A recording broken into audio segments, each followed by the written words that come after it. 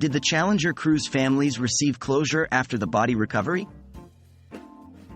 Hello there. Today we're going to be diving into a difficult but important topic: the aftermath of the Challenger space shuttle disaster and the question of whether the families of the Challenger crew received closure after the recovery of the bodies. What happened during the Challenger disaster?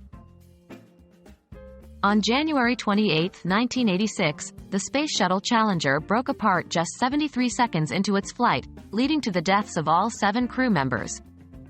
This tragic incident was broadcasted live on television and left a deep scar on the American psyche.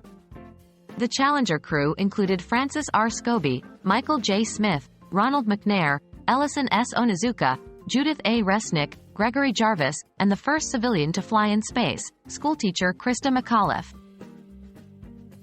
The body recovery process.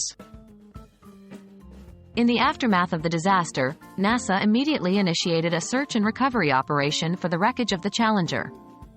By mid-March, the remains of all 7 crew members had been recovered from the ocean floor. NASA's priority during this process was not only to learn more about the disaster and what had caused it, but also to provide some closure to the families of the deceased astronauts. Did the families receive closure? While it's impossible to speak for every individual family member, the recovery of the bodies and the subsequent memorial services held in their honor were a critical part of the mourning process for many. The shared public grief over the tragedy also offered a kind of communal support. Closure is a complex emotional process and can mean different things to different people. While the recovery of the bodies and the knowledge of what happened likely provided some form of closure, the personal process of grief and acceptance is something that extends far beyond this. Commemorating the Challenger crew. The lives and the ultimate sacrifice of the Challenger crew have been commemorated in numerous ways since the disaster. Monuments, scholarships, and schools have been named in their honor, and NASA has made significant changes to improve the safety of space missions.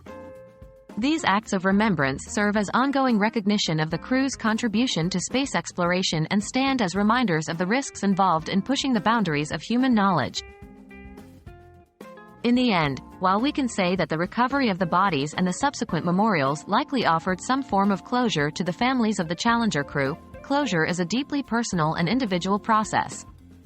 The Challenger disaster and the brave souls we lost that day will forever be remembered in the annals of space exploration history. Their legacy continues to inspire future generations to reach for the stars.